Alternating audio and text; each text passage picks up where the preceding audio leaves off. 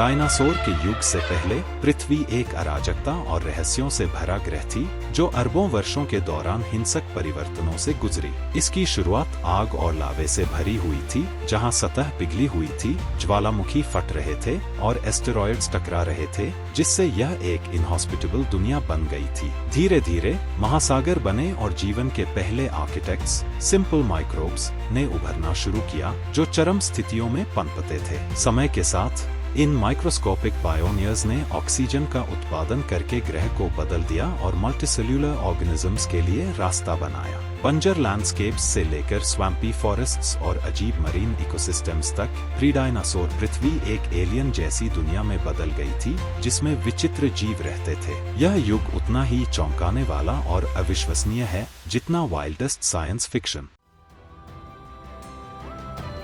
पृथ्वी के शुरुआती दिन किसी कॉस्मिक हॉरर सीन की तरह थे। यह एक पिघला हुआ तरल चट्टान का गोला था, जिस पर एस्टेरॉयड्स और उल्का पिंडों की बारिश हो रही थी। लावा नदियां जहरीली वायुमंडल से गुजरती थीं, जो कार्बन डाइऑक्साइड, मीथेन और अमोनिया से भरी हुई थी। यह जीवन के लिए एक असंभव जगह थी। सतह पर मैग्मा के महासागर उबाल खा रहे थे और आसमान में बिजली की गड़गड़ाहट हो रही थी। लेकिन इसी नर्क में पृथ्वी की पहली पपड़ी बनने लगी और फिर ठंडा होने के बाद पहले महासागर बने, जो भविष्य में जीवन का पालना बनेंगे। आर्कियन के दौरान पृथ्वी का वायुमंडल अब भी ऑक्सीजन से रहित था। यह एक ऐसी दुनिया थी जहां एक्सट्रीमोफाइल्स जैसे एक कोशिकीय जीव पनपते थे, जो आज की आधुनिक परिस्थितियों में मर सकते थे। जीवन के लिए जीवित रहना मतलब समुद्र के तल पर सल्फरयुक्त हीट वेंट्स में ढलना था, जहां हाइड्रोथर्मल प्लूम्स जहरीले खनिज छोड़ते थे। इन बैक्टीरियल पायनियर्स ने आने वाले हर चीज के लिए नींव रखी। सोचिए, एक पूरा बायोस्फीयर अंधेरे और दमघोंटू समुद्र की गहराइयों तक सीमित था। एक बड़ा बदलाव साइनोबैक्टीरिया के साथ शुरू हुआ, जो आदिम माइक्रोब्स थे और सूरज की रोशनी से फोटोसिंथेसिस कर सकते थे। इन छोटे जीवों ने ग्रेट ऑक्सीडेशन इवेंट के दौरान वातावरण में ऑक्सीजन भर दिया, जो पृथ्वी को हमेशा के लिए बदलने वाला एक महत्वपूर्ण पल था। ऑक्सीजन, जो कभी जीवन के लिए जहर थी, अब नए इकोसिस्टम की नींव बन गई। पहले मल्टीसेल्यूलर लाइफ फॉर्म्स जैसे स्पंज और जेलीफिश जैसे जीव आदिम समुद्रों में बहते थे, लेकिन अरबों सालों तक जीवन सादगी से चिपका रहा और विकास के रहस्य समुद्र की गहराइयों में चुपचाप खुलते रहे। पैलियोज़ोइक इरा में जीवन ने वास्तव में अपनी पकड़ बना ली। यह एक अविश्वसनीय विविधता का समय था। कैम्ब्रियन एक्सप्लोजन के दौरान अजीब जीव समुद्र पर हावी हो गए। ट्रिलोबाइट्स अपनी आर्मर्ड शेल्स के साथ, एनोमैलोकरीज जैसे शिकारी अपने आरा जैसे मुख के साथ, और हाल्यूसिजीनिया जो अपनी रीढ़ की पंक्तियों के लिए जानी जाती थी। डिवोनियन तक मछलियों ने जबड़े विकसित किए, जंगलों ने जमीन को ढकना शुरू किया और विशाल कीड़े आसमान में हावी हो गए। पर्मियन पीरियड ने मैमलाइक रेप्टाइल्स के उदय को देखा, लेकिन यह सब दी ग्रेट डाइंग, पृथ्वी के सबसे घातक मास एक्सटिंक्शन के साथ समाप्त हुआ, जिसने डायनासोर के लिए रास्ता तैयार किया। डायनासोर से पहले पृथ्वी एक अराजक, विदेशी दुनिया थी, जो आग, बर्फ और माइक्रोबियल कारीगरी से आकार लेती थी। यह प्रकृति की शक्ति का प्रमाण है कि असंभव को असाधारण में कैसे बदला जाता है। डायनासोर के शासन से बहुत पहले पृथ्वी एक अलग ही दुनिया थी, जिसमें अजीबोगरीब और एलियन जैसे जीव भरे हुए थे। सैकड़ों मिलियन वर्षों तक फैला यह प्राचीन जीवन का युग कुछ सबसे चौंकाने वाले और डरावने जीवों का घर था। प्राचीन समुद्रों में घूमते आर्मर्ड शिकारी से लेकर दलदली आसमानों में राज करने वाले विशाल कीड़ों तक, यह प्री डायनासोर युग उतना ही चौंकाने वाला है जितना रहस्यमय। कैम्ब्रियन एक्सप्लोजन पृथ्वी के इतिहास के सबसे रहस्यमय और परिवर्तनशील कालों में से एक था। इस छोटी भूवैज्ञानिक अवधि में जीवन ने आश्चर्यजनक विविधता में विस्फोट किया और ऐसे इकोसिस्टम बनाए जो किसी एलियन दुनिया जैसे लगते थे। इस युग में कई अजीब और अनोखे जीव विकसित हुए। ट्रिलोबाइट्स, जो आर्मर्ड और सेगमेंटेड जीव थे, समुद्रों पर हावी थे। घोड़े की नाल के केकड़े जैसे दिखने वाले ये जीव अपनी हार्ड एक्सोस्केलेटन के जरिए समुद्र की सतह पर खुदाई करते और शिकारी से बचाव करते थे। ये जीव लाखों वर्षों तक हजारों प्रजातियों में ढलते हुए विशाल संख्या में फले फूले। वहीं एनोमैलोकरीज इस काल का महासागरों का शीर्ष शिकारी था। यह एक विशाल आर्थ्रोपोड था जिसकी 100 जैसी जबड़े शिकार को कुचलने में सक्षम थी और इसकी डंठल जैसी आंखें इसे बेजोड़ दृष्टि देती थी। थी। इस युग का शायद सबसे अजीब जीव ओपाबिनिया था, जिसमें 5 आंखें और एक पंजे जैसी संरचना थी, जिसका उपयोग यह समुद्र की सतह से शिकार पकड़ने के लिए करता था। हाल्यूसिजीनिया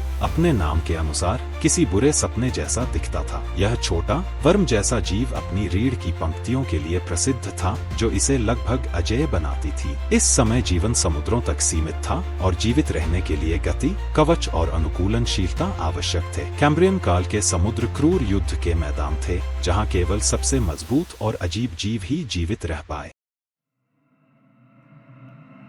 ऑर्डोविशियन और सिल्यूरियन काल में कैम्ब्रियन के बाद पृथ्वी ने जीवन के विकास में एक और बड़ा कदम उठाया। इस समय महासागर जीवन का मुख्य केंद्र बने रहे, लेकिन कुछ साहसी प्रजातियों ने जमीन पर कदम रखने की शुरुआत की। यूरोप्टेरिड्स, सी स्कॉर्पियंस, जो इतिहास के सबसे बड़े आर्थ्रोपोड्स में से थे, इस काल के भयानक शिकारी थे। इनकी लंबाई 8 फीट तक हो सकती थी और ये तेज पंजों और शक्तिशाली पूंछ से लैस थे, जो इन्हें उनके समय का शीर्ष शिकारी बनाते थे। इस युग में जॉलेस फिश जैसे ऑस्ट्राकोडर्म्स उभरी। ये आदिम मछलियां जबड़े के बिना थीं और हड्डी जैसी प्लेटों का उपयोग करके भोजन छानती या सतह से खुरचती थी। दी फर्स्ट प्लांट्स जैसे काई और लिवरवॉर्ट्स ने जमीन पर जीवन की शुरुआत की। इन सरल पौधों ने मिट्टी बनाने और जमीन को स्थिर करने में मदद की, जिससे अधिक जटिल इकोसिस्टम का मार्ग प्रशस्त हुआ। यह समय पृथ्वी के इतिहास में एक महत्वपूर्ण मोड़ था, क्योंकि पौधों ने जमीन पर उपनिवेश करना शुरू किया और उन्नत स्थलीय जीवन के विकास की नींव रखी।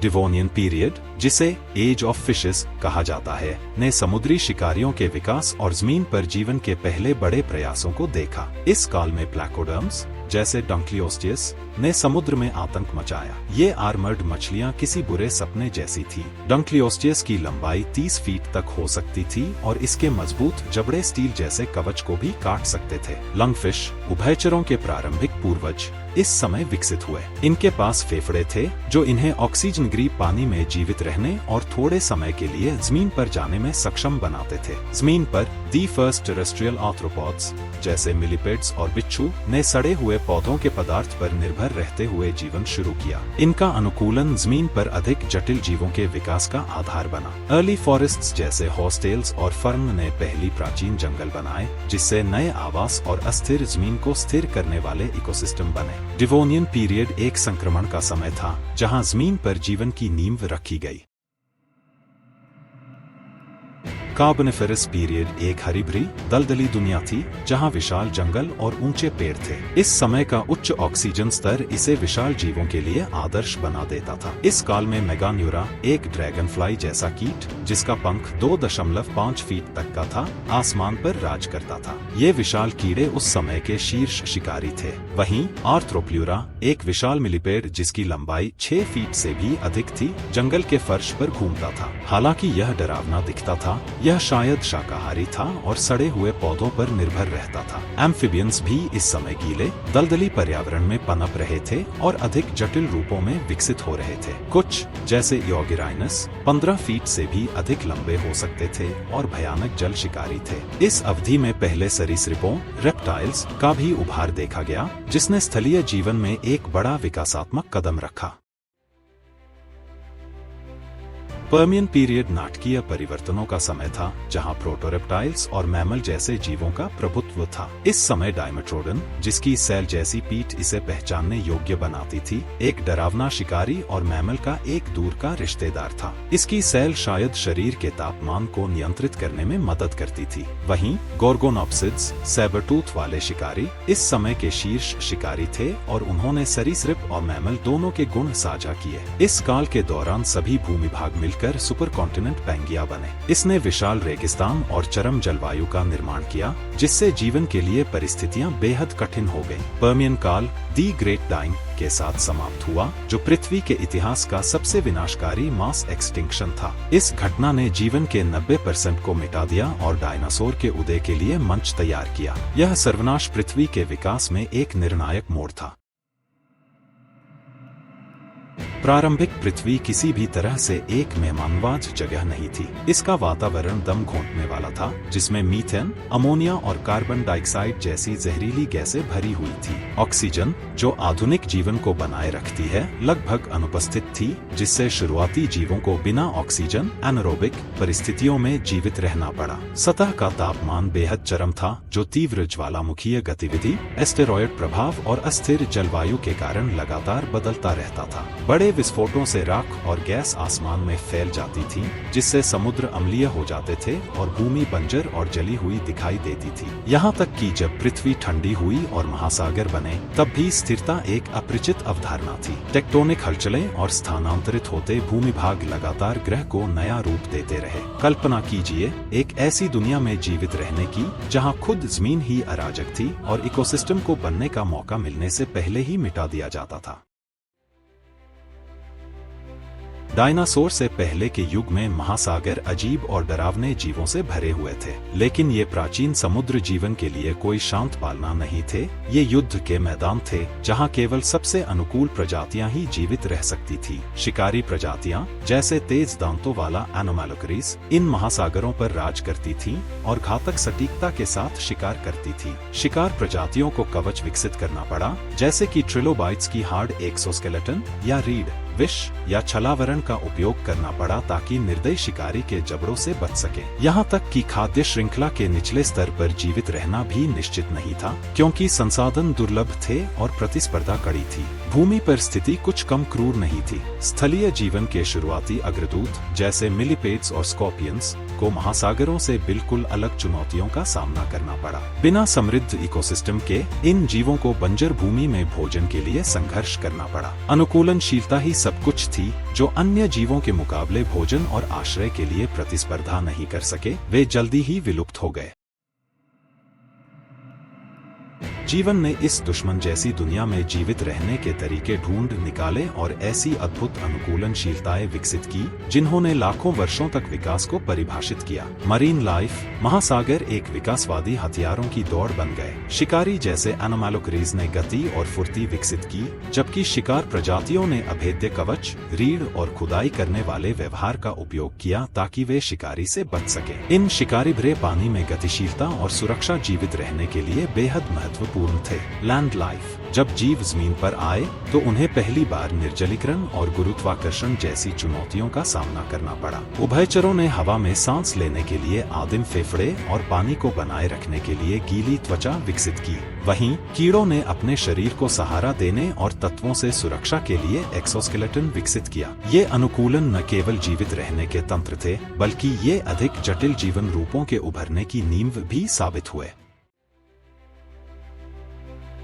यहाँ तक कि सबसे सफल जीवों को भी प्रकृति के अंतिम परीक्षण का सामना करना पड़ा। Mass extinction events. डायनासोर से पहले पृथ्वी ने कई विनाशकारी घटनाओं का अनुभव किया, जिन्होंने बड़ी संख्या में प्रजातियों का सफाया कर दिया और विकास को तेज कर दिया। The great oxidation event, 2.5 billion years ago oxygen ने वातावरण को भर दिया, उन जीवों को खत्म कर दिया जो इसकी अनुपस्थिति में पनप रहे थे। The late Devonian extinction, 375 million years ago एक रहस्यमय घटना ने 75% समुद्री प्रजातियों को मिटा दिया, जिससे इकोसिस्टम को रीसेट किया गया और नए जीवन रूपों का मार्ग प्रशस्त हुआ। The Permian Triassic extinction, 252 million years ago the great dying के रूप में जानी जाने वाली इस घटना ने पृथ्वी की 90% प्रजातियों को खत्म कर दिया, डायनासोर के लिए मंच तैयार किया। मास एक्सटिंक्शंस न केवल विनाशकारी थी, बल्कि ये परिवर्तनकारी भी थी। प्रत्येक घटना ने जीवन को नए और अभिनव तरीकों से अनुकूलित करने के लिए मजबूर किया,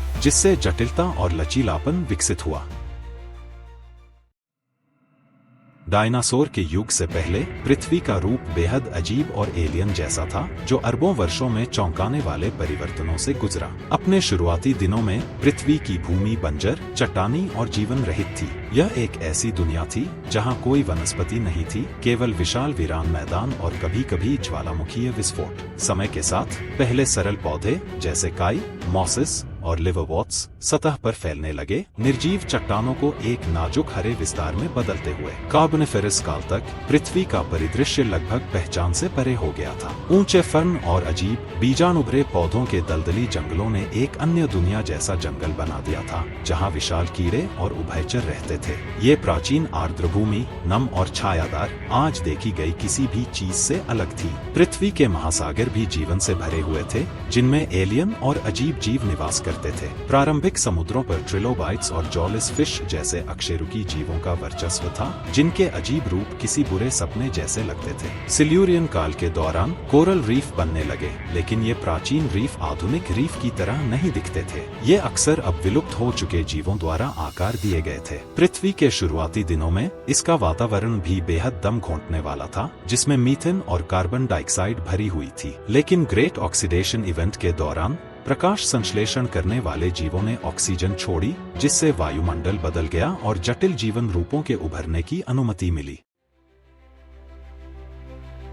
लगभग 252 मिलियन वर्ष पहले पृथ्वी को अपने सबसे विनाशकारी तबाही का सामना करना पड़ा, पर्मियन ट्रायासिक एक्सटिंक्शन, जिसे दी ग्रेट डाइंग के नाम से जाना जाता है। इस प्रलयकारी घटना ने लगभग 90% जीवन को मिटा दिया, जिससे ग्रह बंजर भूमि में बदल गया। विशाल ज्वालामुखीय विस्फोटों ने वातावरण को जहरीली गैसों से भर दिया, जिससे तापमान बढ़ गया और महासागर अम्लीय हो गए। इकोसिस्टम ढह गए, केवल सबसे लचीले जीवों को जीवित छोड़ते हुए। इन जीवित बचे लोगों में छोटे अनुकूलनशील प्रजातियां शामिल थीं, जैसे प्रारंभिक सरीसृप और मैमल जैसे जीव। इन साहसी अग्रदूतों ने कठिन पोस्ट एक्सटिंक्शन दुनिया में पनपकर नए इकोसिस्टम की नींव रखी। मिलियन वर्षों में जीवन धीरे धीरे वापस आया, पृथ्वी की बदलती जलवायु के अनुसार विकसित हुआ। जैसे जैसे इकोसिस्टम स्थिर हुए, जीवित बचे लोग विविध हुए, जिससे पहले डायनासोर का जन्म हुआ। इन विकासवादी नवागंतुकों ने जल्द ही ग्रह पर अपना प्रभुत्व स्थापित कर लिया, पृथ्वी को दैत्यों की भूमि में बदल दिया। डायनासोर का युग पृथ्वी के सबसे अंधेरे अध्यायों में से एक से पैदा हुआ था।